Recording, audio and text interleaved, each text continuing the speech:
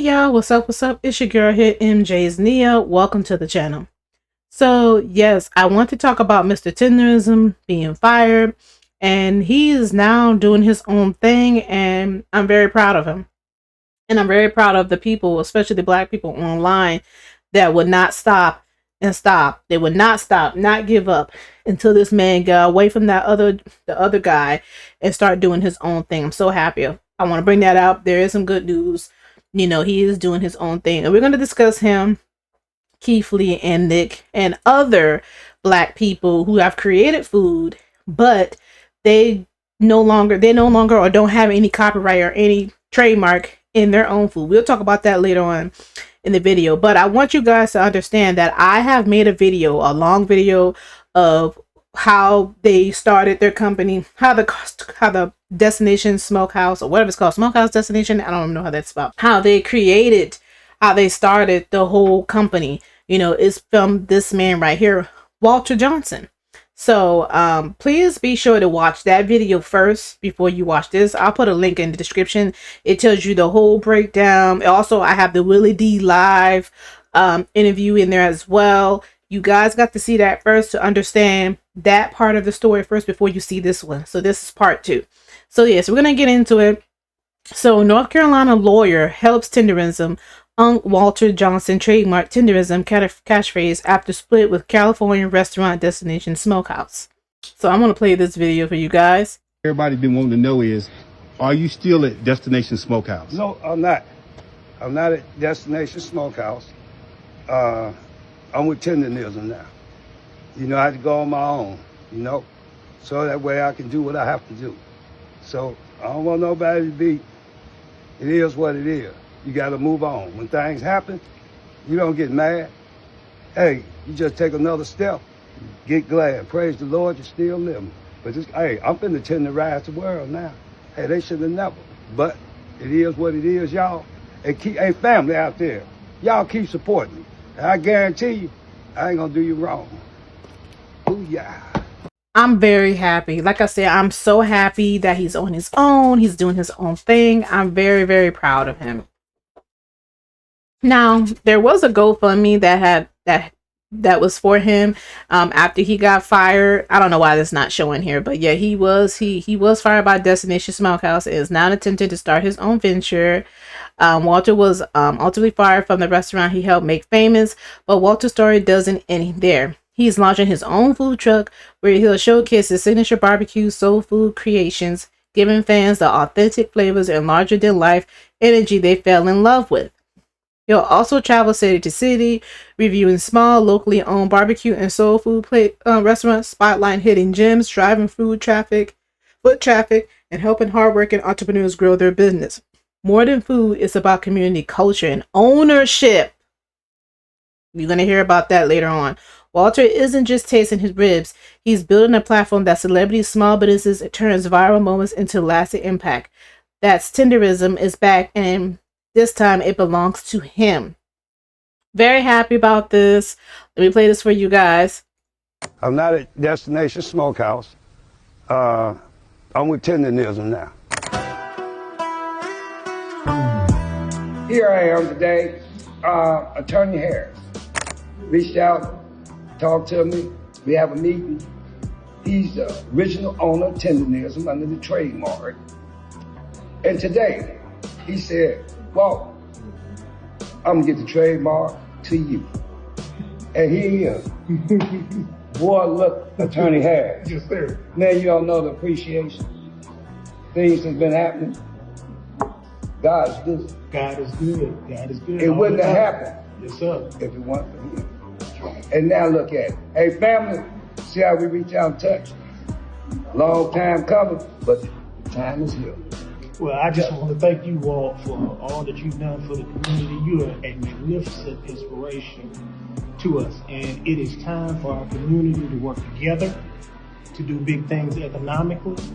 And it is an absolute honor to begin the process of transferring those trademarks over to you because you deserve it.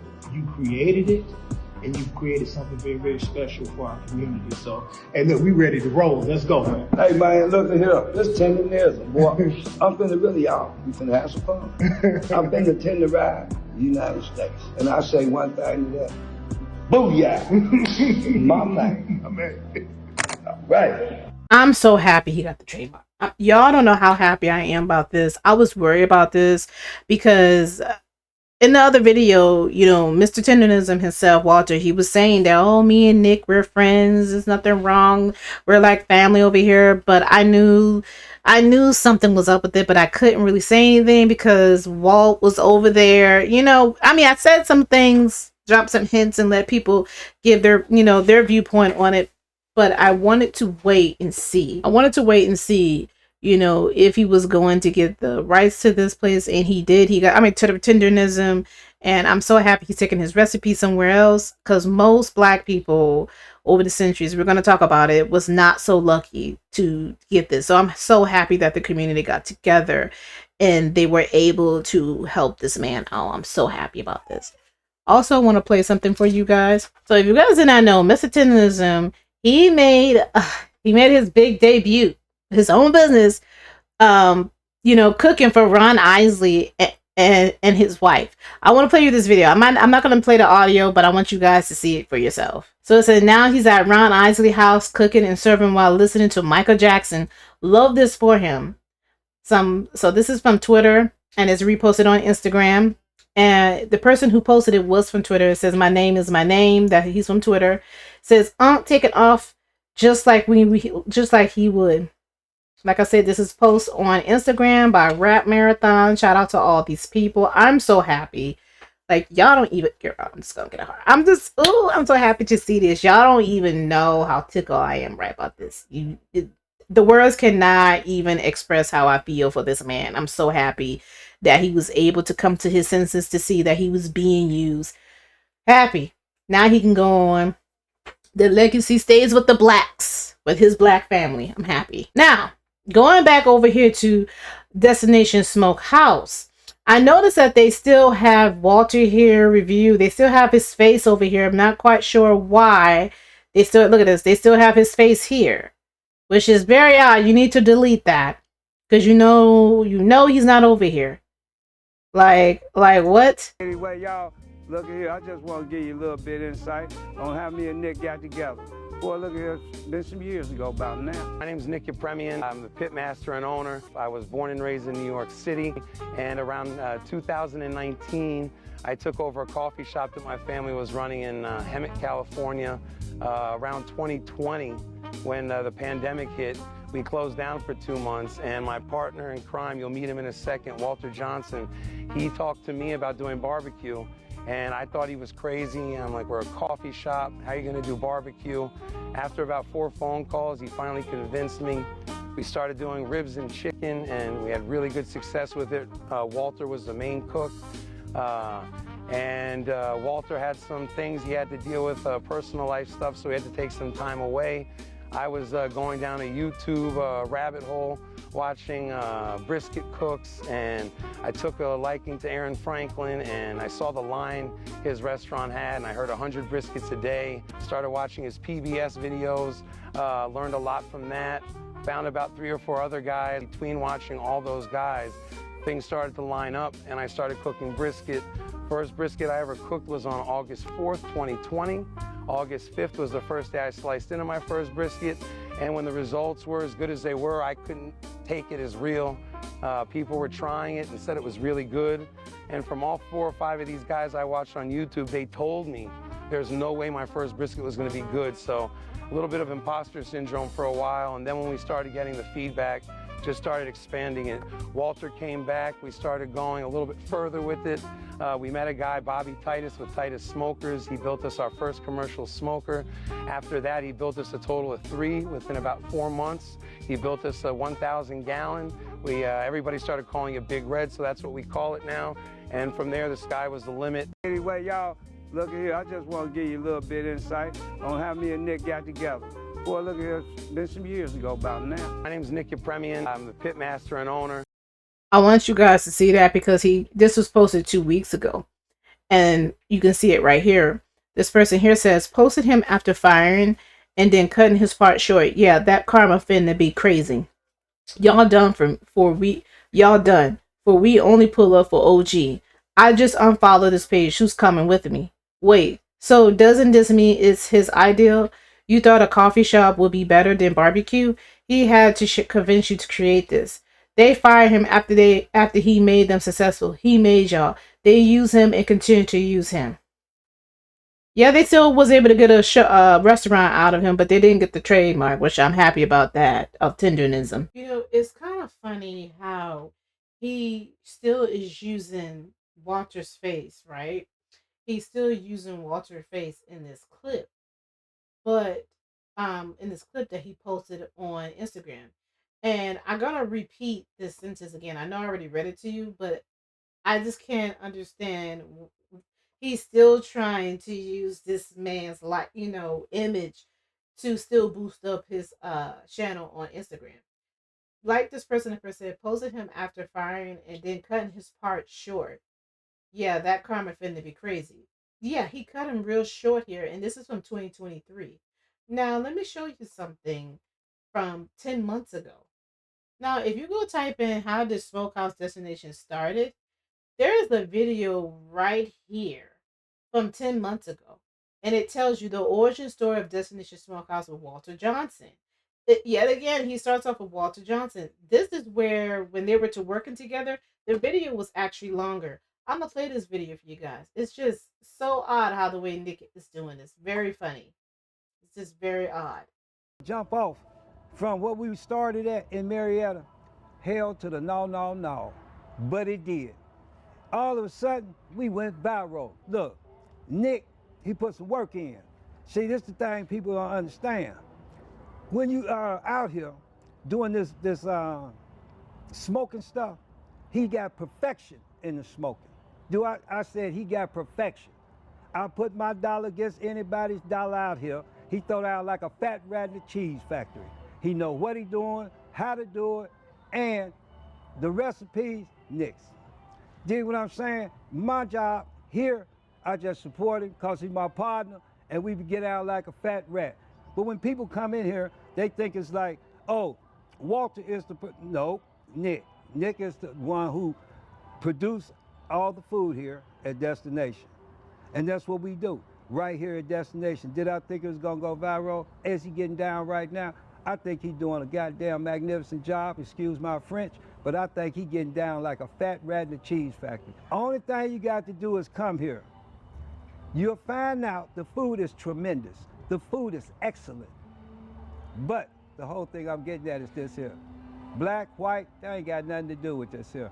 Perfection is what got something to do with this here. We personalize in teaching tendernism, perfection first, clean food, clean place to come, a nice atmosphere. It's not just from one side, it's not two sides. We want the whole world to come. It don't make no difference what color you is or none of that. And when you come in here, you shouldn't think about color. Only thing you should think about is coming in and having an enjoyable time at Destination Smokehouse Eatery in Marietta, California, the southern part. So going viral was pretty crazy for us. So we had a big following already, but when we went viral, we started meeting people from all over the country, people just learning about our business through our viral videos. So the impression they had of our business was totally different from what a whole another group of people who've been following us for years knew about Destinations. So it's been great. It's been really great for business. We've met a lot of great people. There's been some challenges. I'm not gonna lie, there's a gift and a curse with everything, but I wouldn't even call it a curse. I just say it's a learning experience. It's made us sharper. It's made us better. But I'm really just doing this video today for people to understand more about Destination, who I am, why I am so heavily involved in everything that we do. And I just want people to get to know me, you know, not just some guy that they see who's with Walt, but who I really am and what my involvement is with this business. Who are you? My name is Nick Yepremian. I was a barista in training for Destination Coffee Bar in 2019. I turned a coffee shop into a smokehouse in 2020. We're now Destination Smokehouse. I'm the owner and pitmaster of Destination Smokehouse, location down here in Marietta, California, another location in Hemet, California. I'm sure everyone would like to know or wondering, what is the dynamic at Destination Smokehouse between you and Walt, with you and Walt?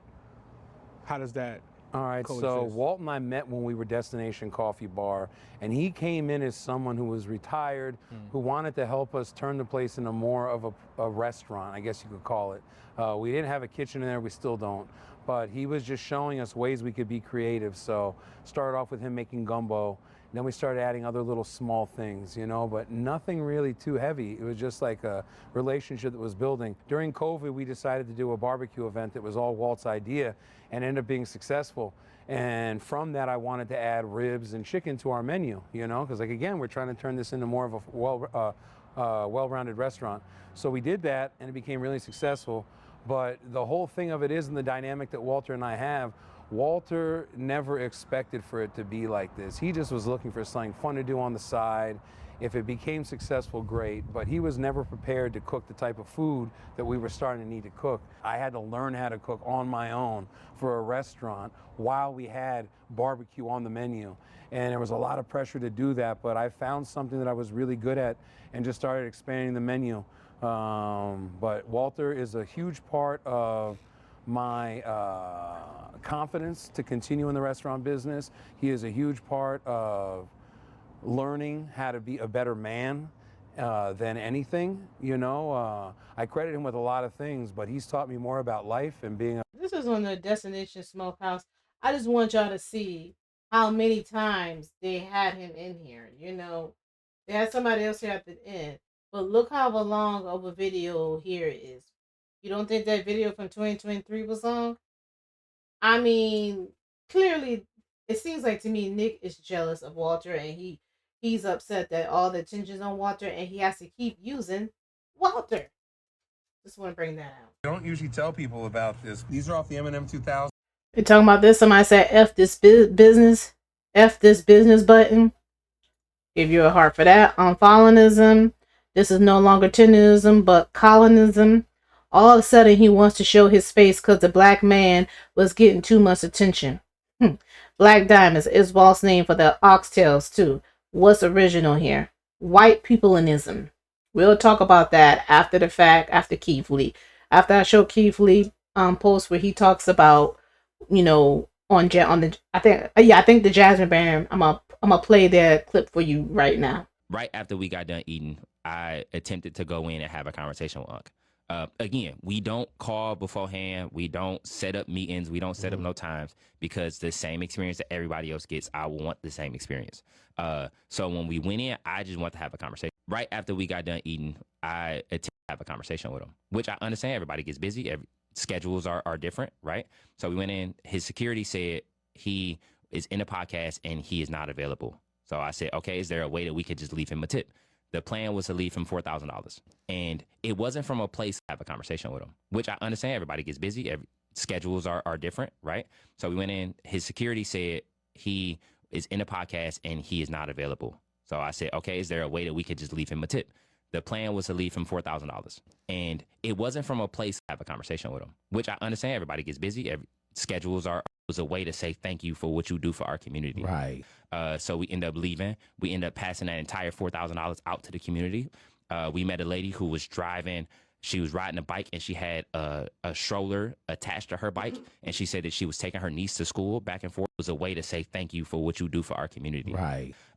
So we left her $1,000. It was a lady who had just lost her dad that cried the second she saw us. We left her $1,000. We met a lady who was a cheesecake. She made cheesecake like a bakery owner. We left her $1,000. So we left her $1,000. It was a lady who had just lost her dad that cried the second she saw. I want to say this Keith Lee effect. I talked about it in the other Tenderism video, part 1. This is part 2, just to remind you guys. The Keith Lee effect. Thank you, Keith Lee.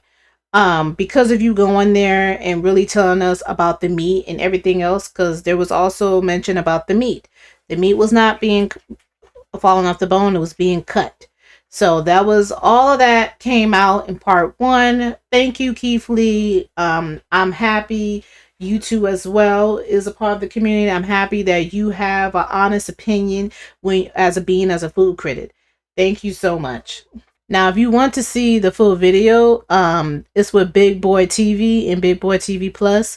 You can go see the full his full interview with Keith Lee over there on YouTube. Now, we got to have a real conversation about, stolen.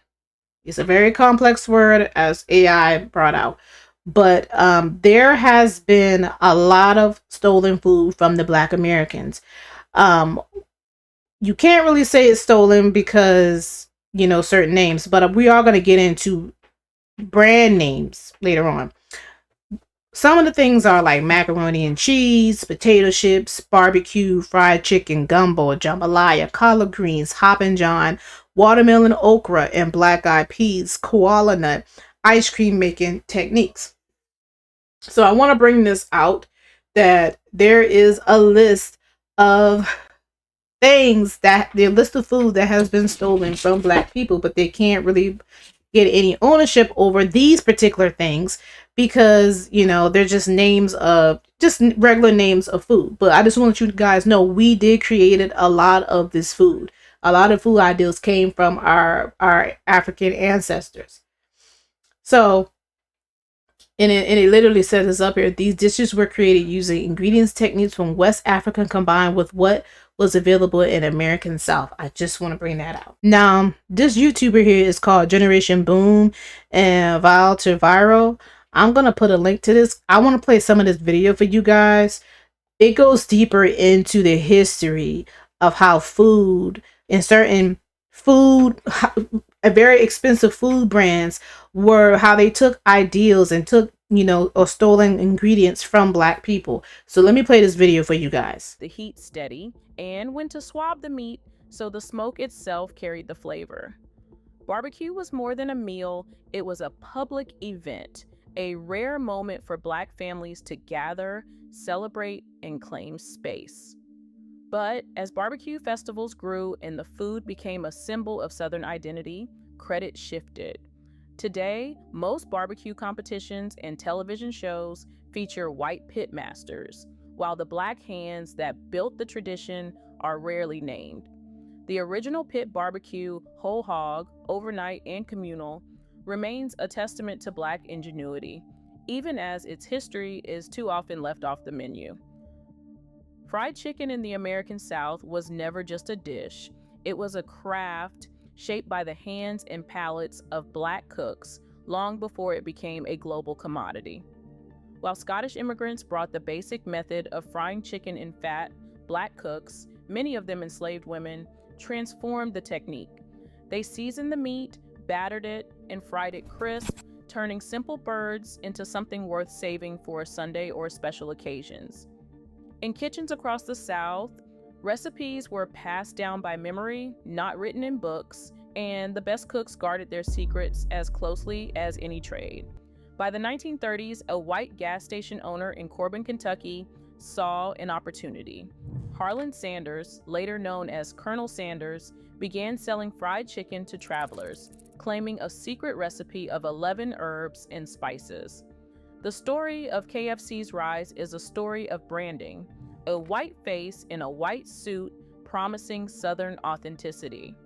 But the flavor Sanders sold was no invention.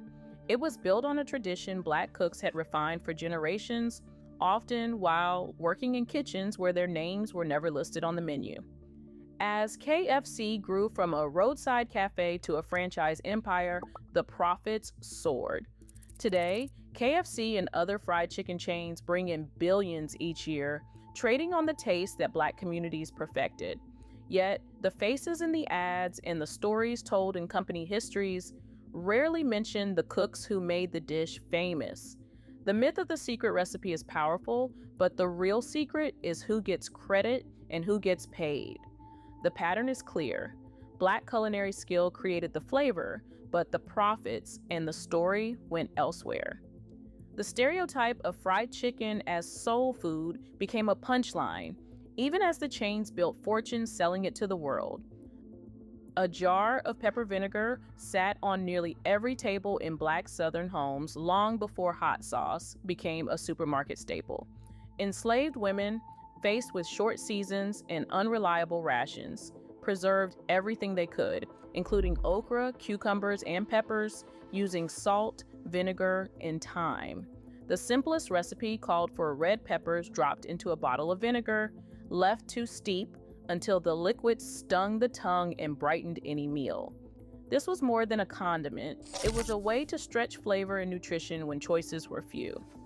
WPA interviews recall women boiling brine over wood fires, packing jars with whatever the garden or wild patch gave up, and storing them for lean months. All right, so if y'all want to see the rest of this video, like I said, I'm gonna put it down below in the comment area. You guys need to go see the history. I don't want to play the whole video because I want you guys to go learn some history on black food. I'm gonna say like that, black Southern cooking.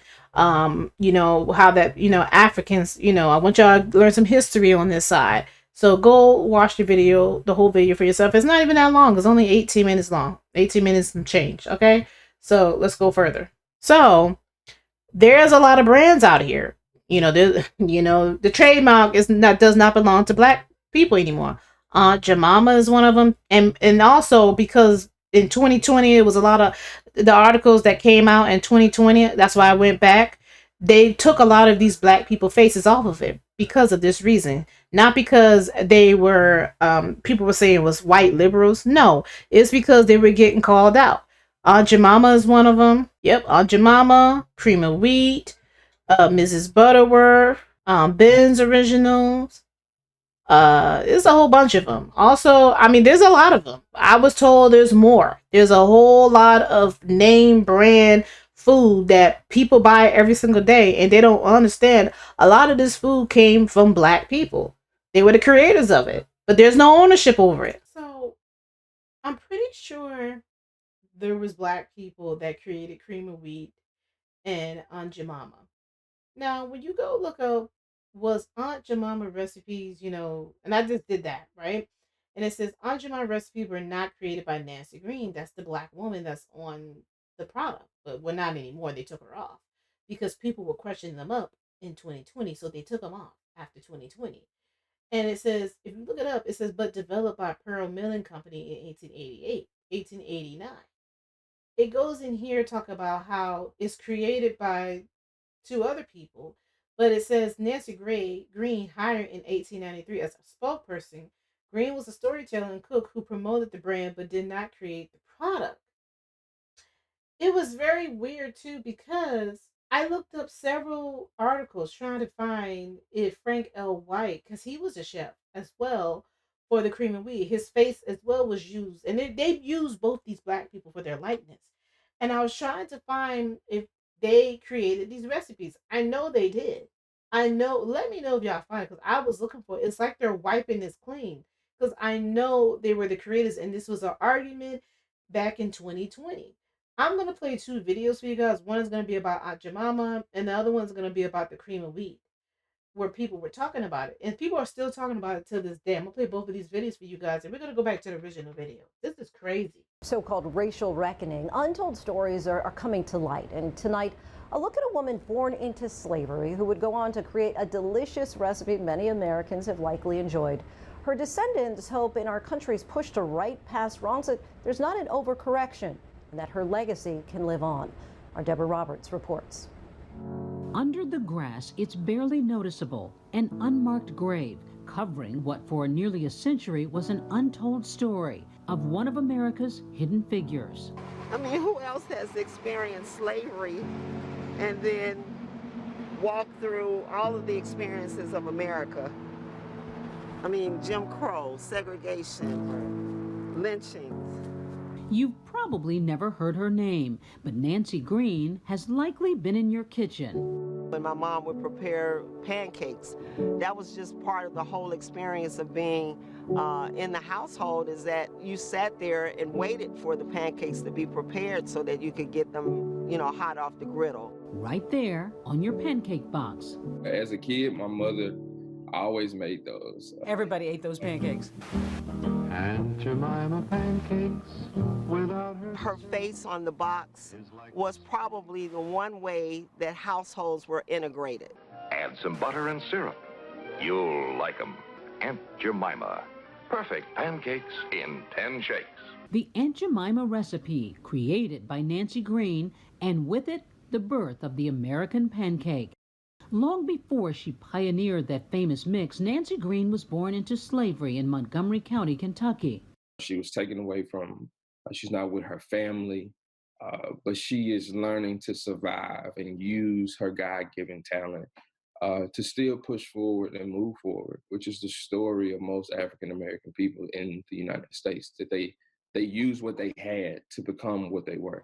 After the Civil War, Green moved to a divided Chicago, becoming a strong voice at Olivet Baptist Church, the oldest black congregation. This church was noted for its work to shield those who had escaped slavery, who arrived here in Chicago, because there were many slave catchers in Chicago still pursuing people who were of African descent. Sherry Williams lives in Chicago's Bronzeville neighborhood and has been shining a light on Nancy Green's story for more than a decade. Most people have no idea who Nancy Green was. Why is that, do you think? I believe because she is looked upon as a character, as opposed to a living, breathing individual. Even connecting the dots for one of her descendants. She actually opened up a box that we couldn't open. Literally opened a box. Marcus Hayes only recently learned about his family's past. When I found out about it, to be honest, I was shocked and excited at the same time. Living in the United States, some African Americans, as you may know, it is hard for them to go that far back to get who they're connected to. A history forged through a recipe Nancy Green first whipped up for the family she cooked and cared for. It was so good that the boys would now tell everyone, hey, I have a caretaker who cooks for us, and she makes this amazing recipe, and she calls them flapjacks. And the milling company heard about it and knew that she was using their meal. They came and sought her out. Just like that, Aunt Jemima was born. The big debut, the World's Fair at Chicago's Jackson Park back in 1893. Green selling 50,000 boxes of the now famous pancake mix. She was the trusted face back then.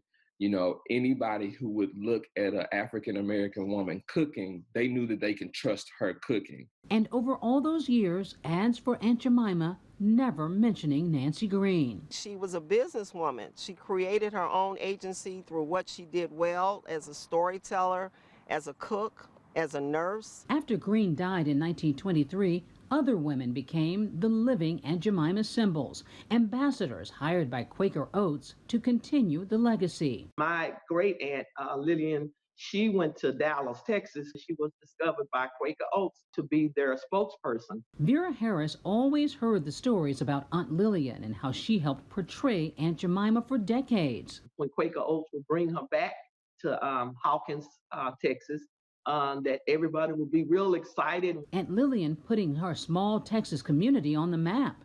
Hawkins is the pancake capital of Texas, is that right? Yes, it was declared the pancake capital of Texas because of my Aunt Lillian. And unlike Nancy Green, Lillian Richard with her own headstone and a plaque in Hawkins. A pancake breakfast every year, too, educating others about the faces and names behind the Aunt Jemima brand and image. I believe that some people may have thought that those faces were not real. Real faces, real stories. Vera Harris and Marcus Hayes say they're now in danger of being erased. In June, PepsiCo, Quaker Oats' parent company, announced the Aunt Jemima brand would be phased out by the end of September. When you learned that the Aunt Jemima face on this box, on the syrup, is likely to be phased out, what was your reaction? I was taken aback. I was really shocked because I knew people didn't realize that those were real people.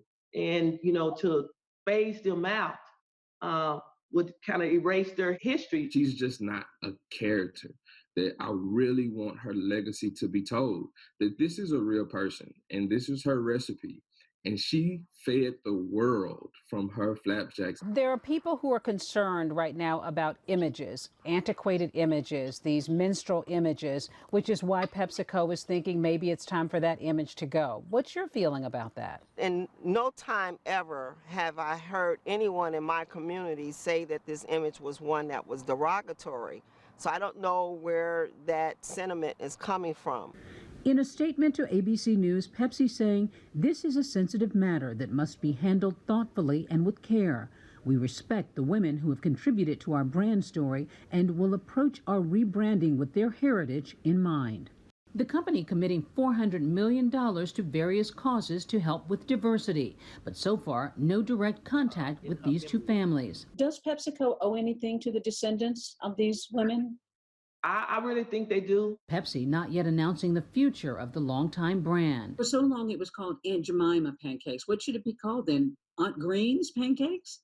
You know what? We don't know what it could be called. Long as she is somewhere in the mix, call it Nancy Green. It's not about money.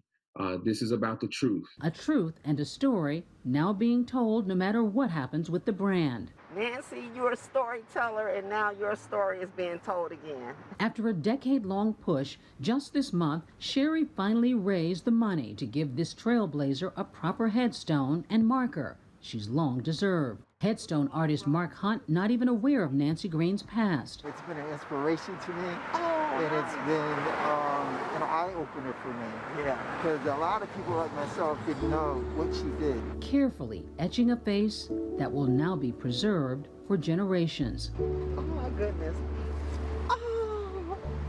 Oh my God. Oh my God. Phenomenal. Sherry getting her first look at the headstone she's fought so hard for. I love it. Look at the details.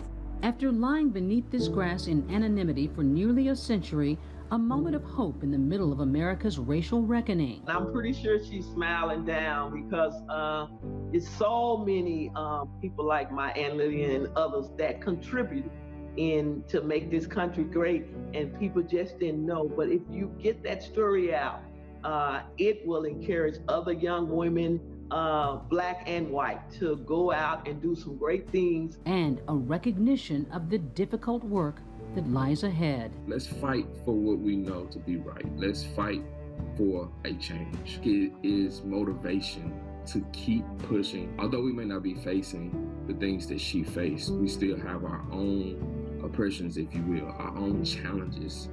And I think for me, it gives me the courage, it gives me the motivation to push forward and make sure that you do something great in this world, that you leave a mark, that people know about you. Deborah Roberts, ABC News. Hi everyone, George Stephanopoulos here. Frank L. White, widely recognized as the face of the iconic cream of wheat brand, was a prominent chef of his time. His image graced the packaging of the popular cereal for decades, although his identity remained largely anonymous to the public for a significant period. Here's a detailed look at his life and legacy. Frank L. White was born around 1867 in Barbados, West Indies. Not much is documented about his early life or his journey to the United States, but it is known that he emigrated to the U.S. in the late 19th century. By the time he had established himself in America, he had become a professional chef known for his skills in culinary arts. After settling in the U.S., White worked as a chef in several establishments across the Midwest. He was particularly known for his work in hotels and restaurants in Michigan. His reputation as a skilled and professional chef grew steadily during his career, and his culinary skills earned him respect in the communities where he worked. By the early 1900s, White had worked in various restaurants and hotels, primarily in the Midwest, with Michigan being one of the states where he built a reputation as a respected chef. His culinary skills were well known, and he had the opportunity to work in some of the most prestigious kitchens of the time. White's profession as a chef was not an easy one, especially for an African-American man in the post-Reconstruction and Jim Crow eras. While the hospitality industry allowed African-Americans to gain employment, they were often confined to the lower echelons of the industry or stereotyped into certain roles, such as domestic service or manual labor. Frank L. White, however, transcended these barriers by becoming a head chef, a prestigious position that required not only skill but also leadership. Frank L. White's most lasting impact on American culture, however, came not from his culinary achievements but from his association with cream of wheat, one of the most popular breakfast cereals in the United States. Cream of wheat was created in 1893 by wheat millers in North Dakota as a warm, hearty breakfast cereal made from farina. The cereal quickly became a staple in American households, known for its creamy texture and versatility. As part of its marketing strategy, the creators of cream of wheat sought a recognizable image to serve as the face of their brand. The image they chose was that of a smiling African-American chef. In 1900, Frank L. White was photographed in his chef's uniform, and that image became the one used on cream of wheat packaging. At the time, advertising often used racially stereotyped images of African Americans, particularly in the food industry. It's important to note that White's likeness was initially associated with the name Rastus, a derogatory term used to refer to black men during that period. Rastus was a stock character in American advertising and popular culture, embodying the stereotype of a happy, submissive black man serving white families. Despite the use of the Rastus label, which was a racist caricature, White's image as a professional chef came across as dignified, respected, and knowledgeable. Over time, the caricatured name faded, but White's image continued to grace the packaging for decades, becoming synonymous with cream of wheat. Frank L. White's involvement with the cream of wheat brand highlights the complicated legacy of African American representation in American advertising. On one hand, White's image helped sell a beloved product, and he became a household face for generations of Americans. On the other hand, his image was initially used within the context of racial stereotypes that were prevalent in advertising during the early 20th century. For many years, White's true identity was obscured, and he was known only by the fictional name Rastus. It wasn't until decades later that historians began investigating who the real man behind the cream of wheat chef was. It was eventually discovered that Frank L. White, an accomplished chef, had posed for the photograph, and efforts were made to recognize him properly. Despite this long period of anonymity, Frank L. White's image on the cream of wheat box had a lasting impact. His likeness was seen as a symbol of warmth, hospitality, and trustworthiness, and for many people, the friendly face of cream of wheat was a positive, comforting figure in their daily lives. However, his story also forces us to confront the history of racial representation in advertising. The use of African Americans in food advertising during the early 20th century often reinforced stereotypes of black servitude. Characters like Aunt Jemima and Uncle Ben were marketed in ways that echoed the plantation past, suggesting that African Americans were only fit for servile roles. While White's image as a professional chef stood in contrast to some of these other figures, the use of the Rastus name linked him to a broader culture of racial stereotyping. Frank L. White spent the latter part of his life in Leslie, Michigan, where he continued to work as a chef. He was well respected in the community, and those who knew him admired his culinary talent. He passed away on February 15, 1938, at the age of approximately 70, leaving behind a legacy that was largely unrecognized at the time. For many years, his grave in Woodlawn Cemetery in Leslie was unmarked, reflecting the way his contributions had been forgotten or overlooked. It wasn't until 2007 that efforts were made to properly acknowledge his legacy. A headstone was finally placed at his gravesite, recognizing him as the man in the cream of wheat box. This recognition came as part of a broader movement to reclaim the identities and stories of African Americans whose contributions had been hidden or erased. By placing a marker on his grave, the community ensured that Frank L. White would not be forgotten and that future generations would know the real story behind the famous face. Frank L. White's life and legacy are complex, shaped by his undeniable talents as a chef and the racial dynamics of early 20th century America. While he became an iconic figure in American advertising, his true identity remained unknown for many years, and the image associated with his likeness carried with it both positive and negative connotations. Today, White is remembered not only as the face of cream of wheat, but also as a skilled chef who made a significant impact in his field. His story is a reminder of the ways in which African American contributions were often overlooked or distorted in history, and it speaks to the broader struggles for recognition and dignity in a society still grappling with its legacy of racial inequality.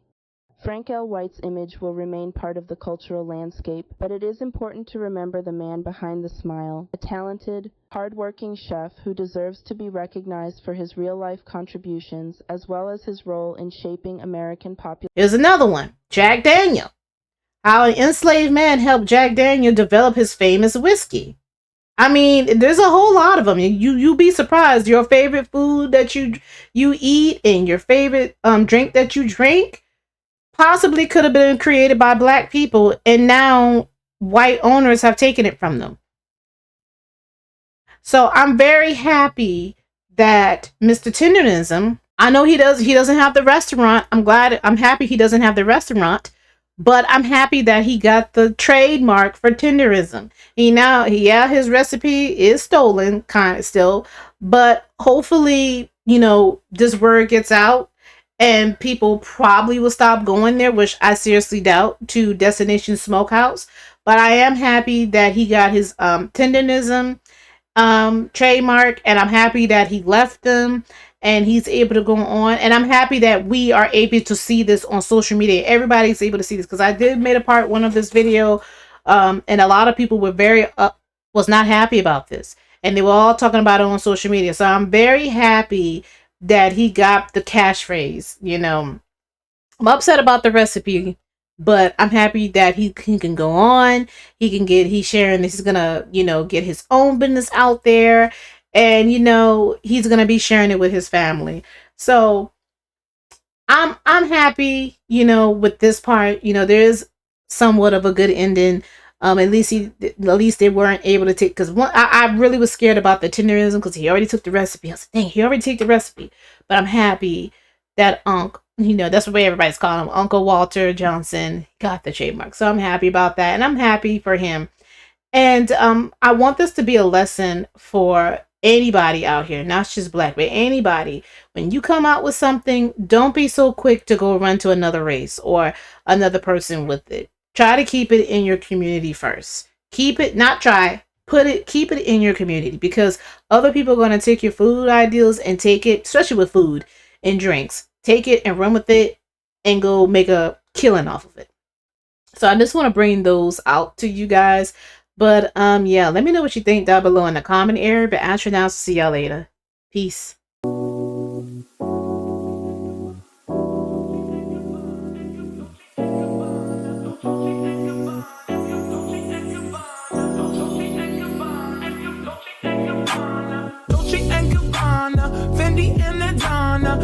They be sharing all their money, got me wearing fly. Girl, but I ain't asking. They say they love my ass and 7 G's to religion. I say no, but they keep giving, so I keep on taking. And no, I ain't taking. We can keep on taking. I keep on demonstrating my love, my love, my love, my love. You love my lady lumps, my hump, my hump, my hump. My humps, they got you. Got you, they got you. They got you, they got you.